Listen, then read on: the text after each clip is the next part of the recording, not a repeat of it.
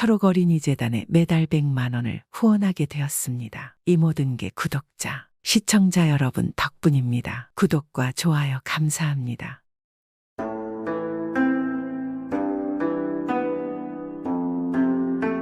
옛날 옛적에 어느 마을에 한 할머니가 홀로 살고 있었습니다.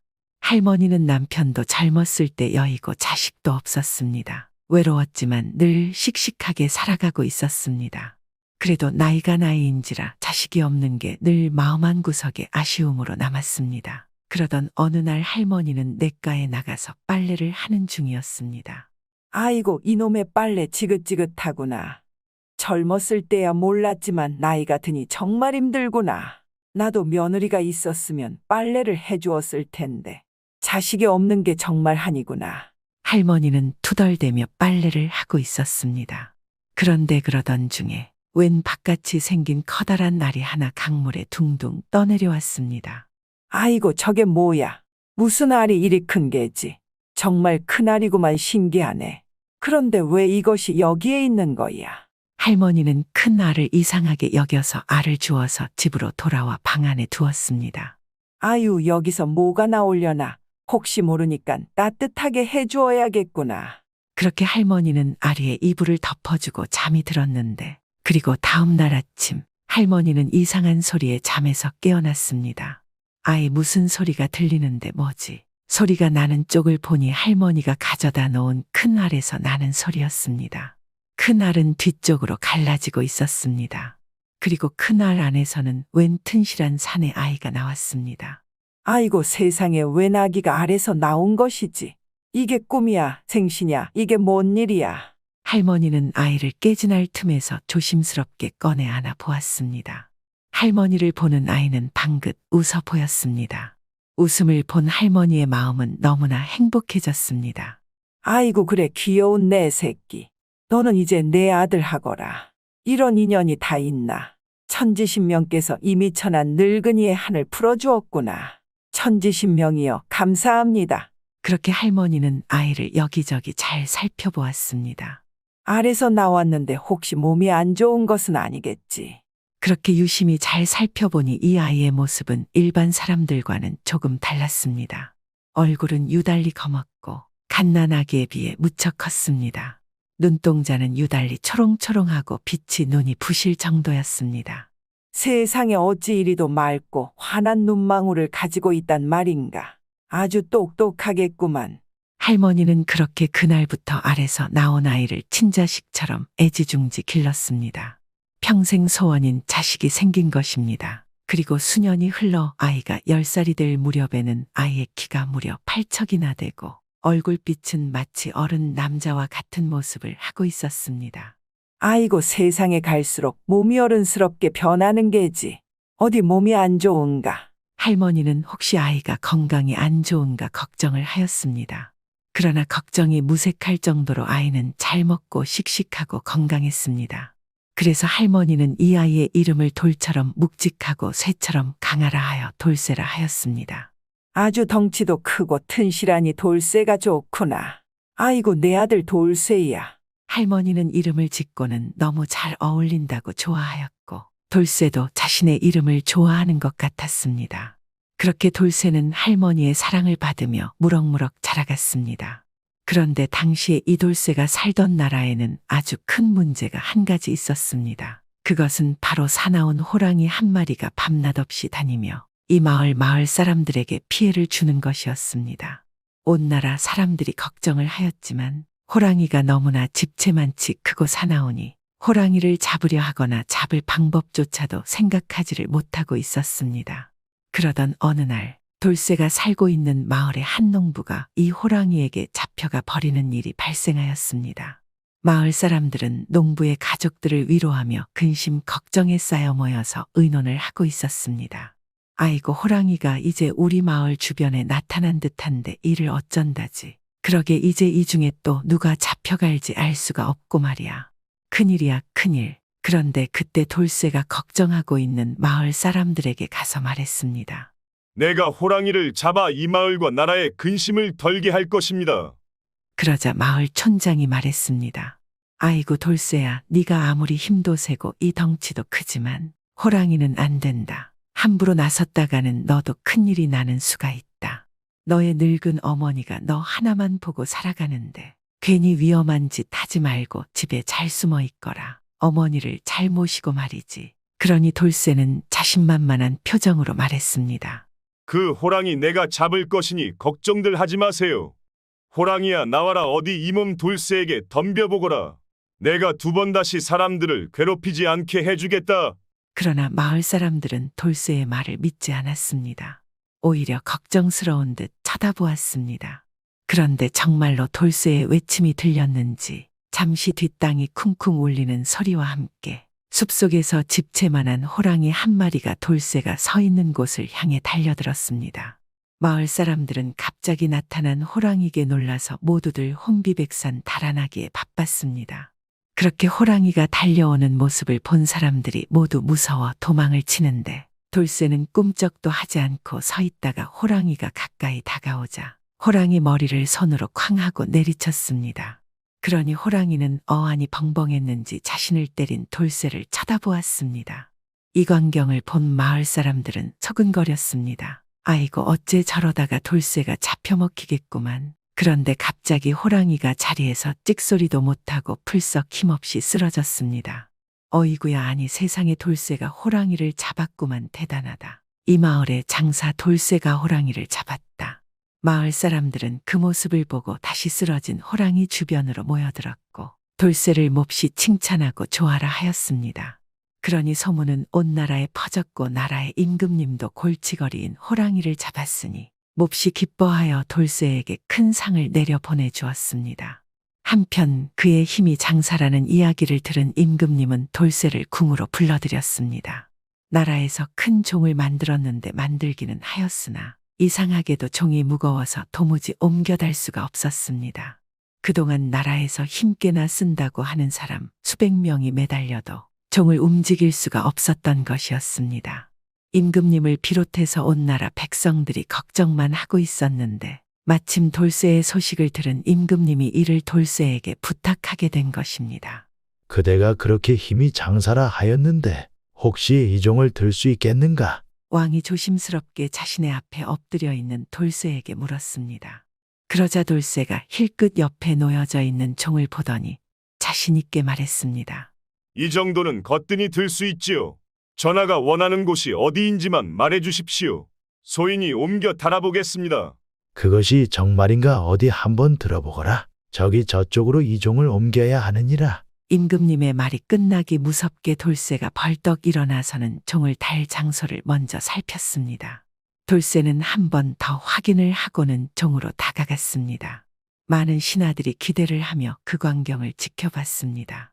설마 수백 명이 달려들어도 들지 못한 종을 어찌 혼자 들겠다는 것이야. 덩치가 아무리 커도 적건물이지. 신하들은 속으로 돌쇠가 허풍을 떠는 것이라 생각을 하였습니다. 그런데 놀라운 일이 벌어졌습니다. 돌쇠가 글쎄 한 손으로 종을 번쩍 들어다가 종이 가야 할 곳에 옮겨 놓은 것입니다. 돌쇠가 종을 옮기는 것을 본 모든 신하들과 임금님은 입을 다물지 못하고 있었습니다. 이럴 수가 참으로 장사로다. 세상에 둘도 없는 장사가 이 나라에 나오다니 이것은 나라의 복이 아닌가 참으로 대단하다. 앞으로 그대는 내 곁을 지켜다오. 임금님은 자신의 옆에서 자신을 지키는 호위무사로 돌쇠를 두고 싶었습니다. 그러니 돌쇠가 고개를 숙여 말했습니다. 저에게는 늙으신 어머니가 계십니다. 어머니 곁을 떠날 수 없으니 용서해 주시기 바랍니다. 어머니 연세가 너무 많아서 제가 곁에 있어야 합니다. 훗날 어머니가 돌아가신다면 전하의 뜻을 생각하겠습니다. 그러자 임금님은 천하장사에다 효자인 돌쇠를 보고는 몹시 감동하였습니다. 이럴 수가 이 장사가 효성 또한 지극하지 않은가? 그렇다면 어쩔 수 없구나. 가서 어머니를 잘 봉양하고 기회가 되면 꼭 내 곁으로 와서 나라를 위해 일해 주도록 하거라. 그렇게 임금님은 돌쇠를 다시 마을로 보내주었습니다. 그런데 돌쇠의 소문은 나라뿐만 아니라 이웃에 있는 중국에도 알려졌습니다. 중국의 장량이라는 사람은 소문을 듣고 돌쇠에 대해 몹시 궁금해졌습니다. 장량은 선량한 중국 백성들을 약탈하고 괴롭히던 오랑캐의 수장을 없애고 싶었으나 수많은 병사들이 지키고 있는 오랑캐의 수장을 감히 해치겠다고 용감히 나설 수 있는 사람은 아무도 없었습니다. 장량은 천하를 두루다니며 이 오랑캐의 수장을 없앨 수 있는 힘센 사람을 찾아다니는 중이었습니다. 그렇게 장량이 돌쇠의 소문을 듣고 돌쇠의 나라로 건너와 돌쇠에게 무릎을 꿇고 간청했습니다. 장사님의 드높은 명성을 듣고 찾아왔습니다. 부디 우리나라 사람들을 못살게 구는 오랑캐의 수장을 없애 주시기 바랍니다. 부디 장사님의 나라는 아니지만 수많은 백성들이 고통 속에서 살고 있습니다. 제발 저희 중국 백성들을 살려주십시오. 그렇게 장량은 며칠을 돌쇠에게 매달리며 부탁을 했고 돌쇠는 그런 장량의 진심 어린 설득에 그렇게 하겠소 하고 허락을 하였습니다. 그렇게 돌쇠는 장량을 따라 잠시 중국으로 가게 되었습니다. 돌쇠가 오랑캐의 수장을 없앨 좋은 기회를 엿보고 있는데 하루는 오랑캐의 수장이 야외로 사냥 나갈 준비를 하고 있었습니다.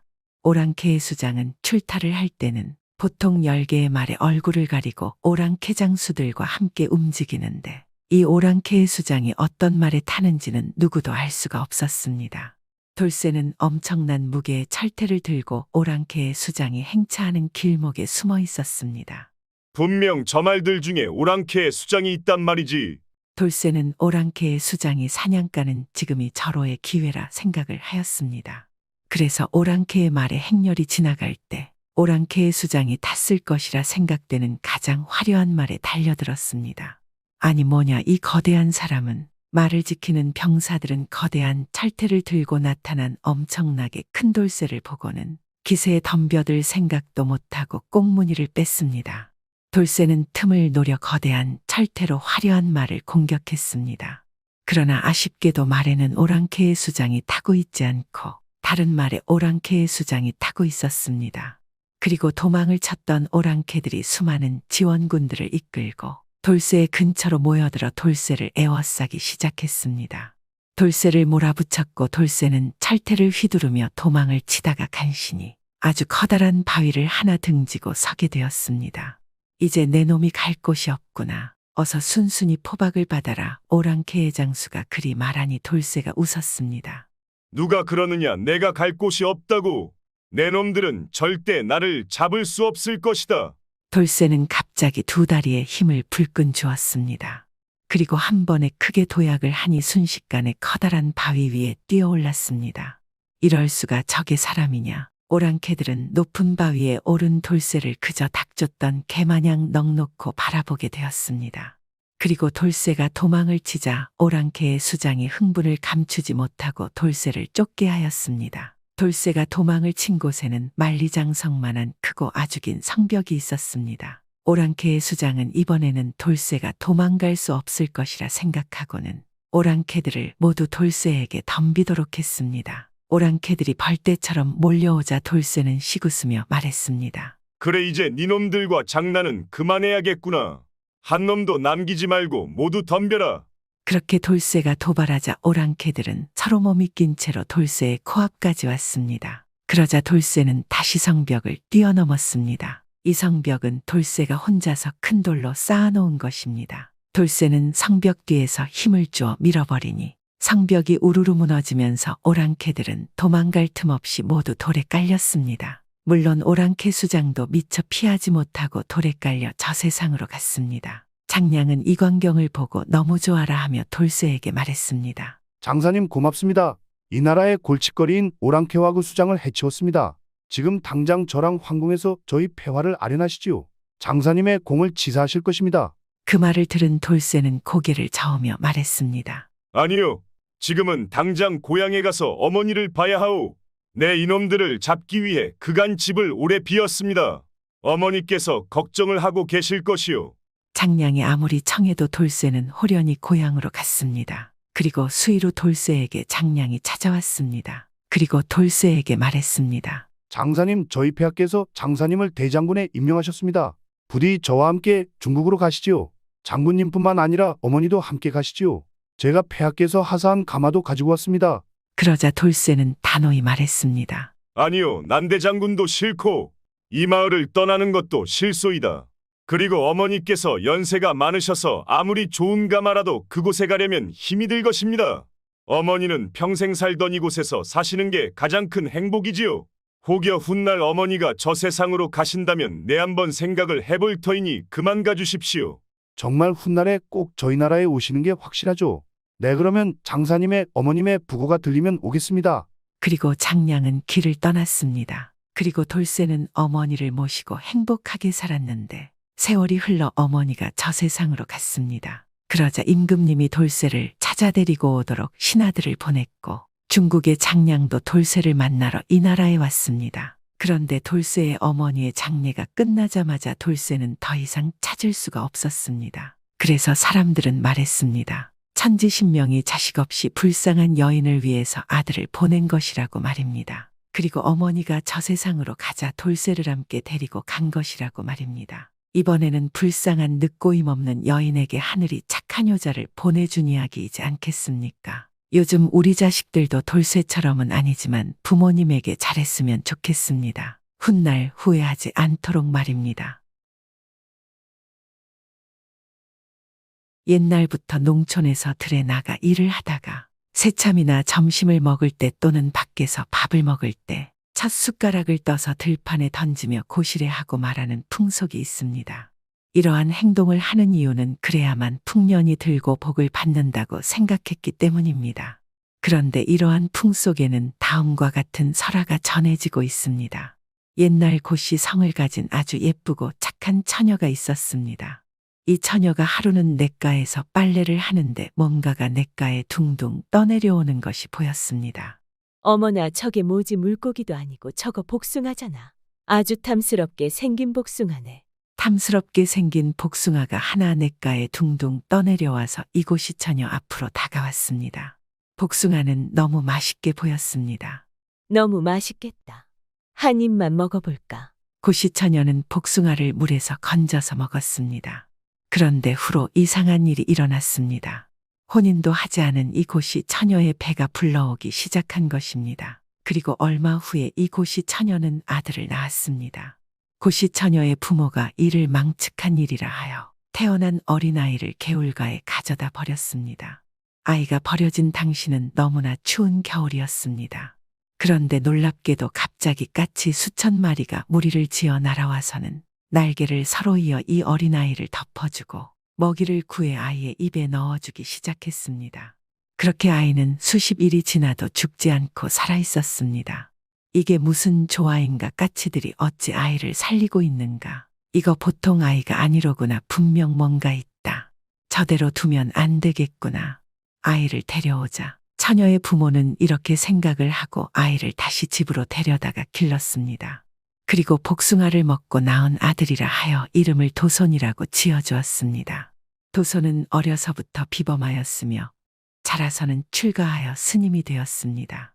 그리고 중국에 건너가서 훌륭한 스승을 만났고 그로부터 천문과 지리와 음양의 비법을 배워 풍수지리에도 통달하게 되었습니다. 그의 명성은 아주 높아졌습니다. 중국에서 공부를 마친 도손은 다시 고국으로 귀국하였습니다. 도손이 다시 돌아왔을 때 시집도 못 가고 혼자 살던 어머니가 돌아가셨습니다. 도손은 어머니의 죽음을 몹시 슬퍼하였습니다. 혼자 몸으로 자신을 어렵게 키워준 어머니의 은혜에 몹시 감사한 도손은 천하 명당을 찾아서 어머니를 묻기로 하였습니다. 그런데 그런 도손이 어머니를 묻은 곳은 산이 아니었습니다. 그곳은 그냥 사람들이 오고 다니는 들 한가운데였습니다. 아니 뭐야, 어머니를 왜 저런 곳에 묻어? 저 사람 풍수지리에 도통한 스님이라고 하지 않았나? 아닌가 봐. 그냥 땡중인가 본데. 아무리 속세를 떠났어도 어찌 어머니 무덤을 저리 쓰는가? 왜 저런 천하의 불효자 같으니? 사람들은 풍수지리에 통달한 사람이 어머니를 산에 묻지 않고 들에다 묻었다고 욕하였습니다. 그러나 도손은 자신을 손가락질하는 사람들에게 웃으며 대답했습니다.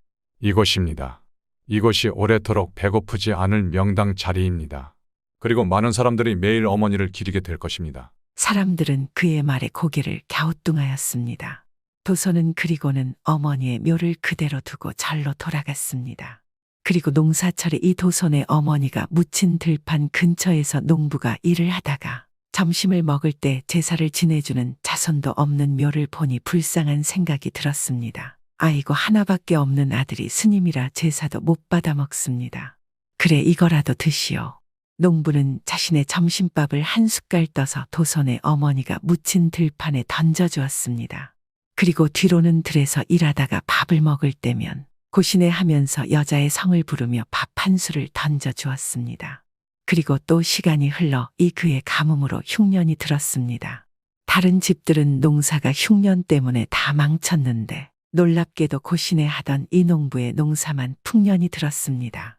그러자 사람들은 그것이 고시내 무덤에 적선을 했기 때문이라고 생각을 하였습니다. 그리고 그 다음부터는 서로 묘의 음식을 가져다 주며 고시내하고 외쳤다고 합니다. 그리고 세월이 흐름에 따라 발음의 변화로 인하여 고시내가 고시래로 바뀌었습니다. 또한 후로 지금까지 들에 밥 한 수를 던지며 고시래하는 풍습이 전해지고 있습니다. 구독은 공짜입니다.